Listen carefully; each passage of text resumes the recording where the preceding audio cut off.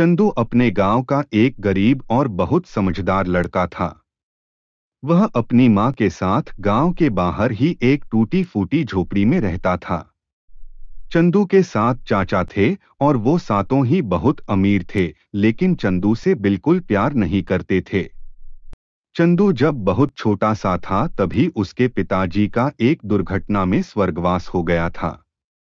चंदू के पिताजी की मौत के बाद ही उसके सातों चाचाओं ने मिलकर उसकी मां को घर से बाहर निकाल दिया था। चंदू बेचारा बचपन से ही मेहनत मजदूरी करते करते बड़ा हुआ और फिर बड़ा होकर जमींदार के खेतों में काम करने लगा। चंदू के चाचा अमीर तो थे, लेकिन वो सातों एक से बढ़कर एक मूर्ख थे और चंदू पर खूब रौब झाड़ते, जब तब चंदू के घर जाकर उसे परेशान भी करते थे। एक बार चंदू ने सोचा कि क्यों न इन चाचाओं को सबक सिखाया जाए और इनके धन दौलत का फायदा उठाया जाए। अगर मूर्ख के घर में धन हो तो बुद्धिमान क्यों भूखा मरे। यह सोचकर चंदू ने मन ही मन में एक तरकीब बनाई। अपनी बनाई तरकीब के अनुसार चंदू ने अपने चाचाओं की दावत कर दी। दावत का न्योता मिलते ही लालची चाचा बड़े खुश हो गए। दावत में बताए गए समय पर सातों चाचा चंदू के घर पहुंच गए, लेकिन चंदू घर पर नहीं था। चाचाओं ने चंदू की मां से पूछा कि चंदू कहाँ है, तो मां ने घर के बाहर बंधे हुए गधे की रस्सी खोलते हुए गधे से कहा, जा बेटा जा, भैया को जल्दी खेत से बुलाकर ला। चाचा यह देखकर हैरान रह गए कि एक गधा भी इस तरह बात सुनता है। चंदू असल में वहीं गली के बाहर खड़ा था। यह सब उसकी योजना थी। जैसे ही उसने गधे को आते हुए देखा तो वो गधे को रोककर उस पर बैठकर घर वापस आ गया। चाचाओं ने जब चंदू को वापस आते हुए देखा तो वो और भी ज्यादा हैरान रह गए। उन्होंने चंदू से कहा कि बेटा यह गधा तू हमें बेच दे। चंदू बोला, नहीं नहीं चाचा, यह गधा मेरा बहुत काम करता है, मैं इसे बिल्कुल नहीं बेचूंगा। चाचा बोले कि बेटा तू हमसे 100 सोने की अशर्फियां ले ले तब बेच दे। लेकिन चंदू बोला, ना चाचा ना, मैं तो 500 अशर्फियों से कम में यह गधा नहीं बेचूंगा। इस तरह चंदू ने अपने चाचाओं को 500 सोने की अशर्फियों में गधा बेच दिया। गधा लेकर चाचा खुशी के मारे दावत भी भूल गए और बिना खाना खाए ही गधा लेकर अपने घर चले गए। घर जाते ही बड़े चाचा ने गधे से कहा, जा बेटा जा, खेत से किसी नौकर को बुला कर ला। ऐसा कहकर बड़े चाचा ने गधे को खेतों की ओर हाँक दिया। गधा तुरंत वहां से भाग गया और खूब दूर तक भागता ही गया। काफी देर तक गधा लौटकर नहीं आया तो चाचा उसे ढूंढने निकले, लेकिन गधा उन्हें कहीं नहीं मिला क्योंकि वो तो भाग ही गया था। उधर चंदू घर पर अपने चाचाओं का इंतजार कर रहा था। उसे पता था कि चाचा उसे ढूंढते हुए घर जरूर आएंगे क्योंकि उसने उन्हें बुद्धू बनाया है। लेकिन समझदार चंदू लालची चाचाओं से निपटने के लिए पहले से ही एक और तरकीब बना चुका था।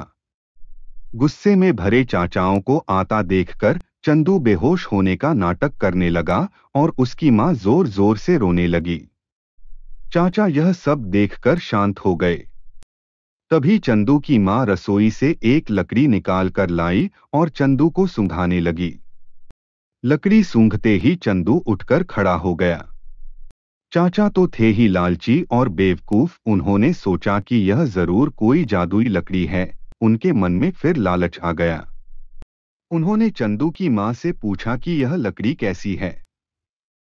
मां बोली, यह हमारी जादुई लकड़ी है। बीमार तो बीमार, इस लकड़ी से मरा हुआ आदमी भी ठीक हो सकता है। चाचाओं ने 100 अशर्फियों में वो लकड़ी भी खरीद ली। चाचा सोच रहे थे कि इस लकड़ी से लोगों का इलाज करके खूब पैसे कमाएंगे और बहुत अमीर हो जाएंगे।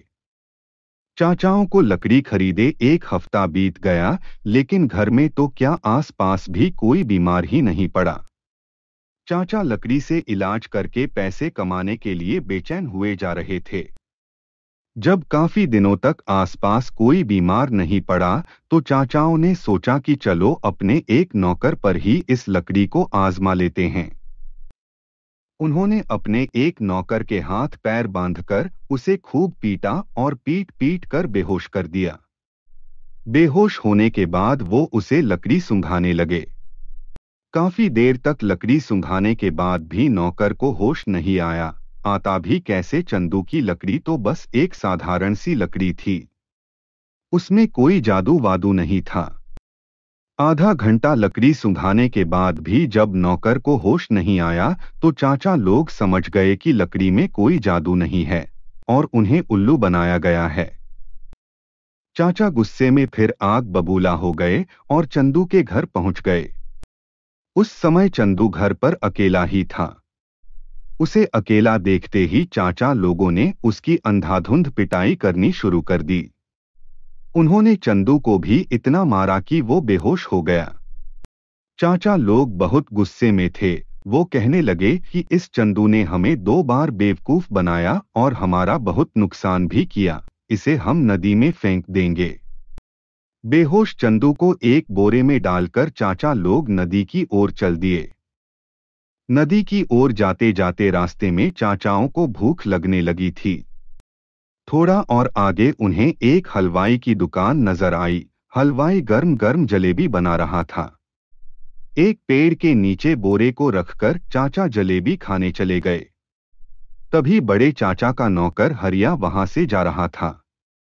इतने में चंदू को होश आ गया और उसने बोरे के एक छोटे से छेद में से हरिया को देख लिया। हरिया ने चंदू को कभी देखा तो नहीं था, लेकिन चंदू को परेशान करने के नए नए तरीके वही चाचा को बताता था। चंदू ने फिर एक नई तरकीब बनाई। वो बोरे में से आवाज बदलकर बोला, हरिया, ओ हरिया, कहाँ जा रहे हो बेटा? मैं नदी का भूत हूँ। अगर तुम्हें बहुत सारा धन दौलत चाहिए तो मेरे पास आओ। हरिया ने सोचा कि कोई उसके साथ मजाक कर रहा है, लेकिन जब चारों ओर देखने पर उसे कोई दिखाई नहीं दिया तो उसे लगा कि यह सचमुच नदी का भूत ही बोल रहा है और मुझे धन दौलत देना चाहता है। चंदू फिर बोला, बेटा, पेड़ के नीचे पड़े बोरे की गांठ खोलो और खोलते ही तुम आंखें बंद करके बोरे के अंदर बैठ जाना। थोड़ी देर में ही तुम नदी में नीचे पहुंच जाओगे और वहां तुम्हें एक खजाना मिलेगा। लालच में आकर हरिया ने ठीक ऐसा ही किया। जब हरिया ने बोरी का मुंह खोल के आंखें बंद करी तो चंदू चुपके से बोरी में से बाहर निकल गया और हरिया के बोरी के अंदर घुसते ही चंदू ने बोरी का मुंह बंद कर दिया और पास के एक पेड़ के पीछे छिप गया।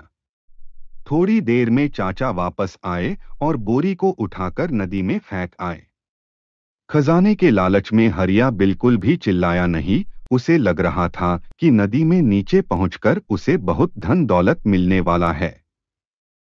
कुछ दिनों के बाद चाचाओं ने सोचा कि चंदू तो मर ही गया, चलो चंदू की मां की खैर खबर मालूम की जाए।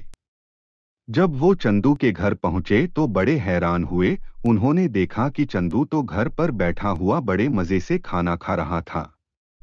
चाचाओं को देखकर चंदू बोला, अरे चाचा, क्या हुआ? इतने हैरान क्यों हो रहे हो? आप लोगों ने जब मुझे नदी में फेंका तो नदी के भूत ने मुझे नदी के अंदर ही पकड़ लिया और उसने मुझे ढेर सारा धन दिया।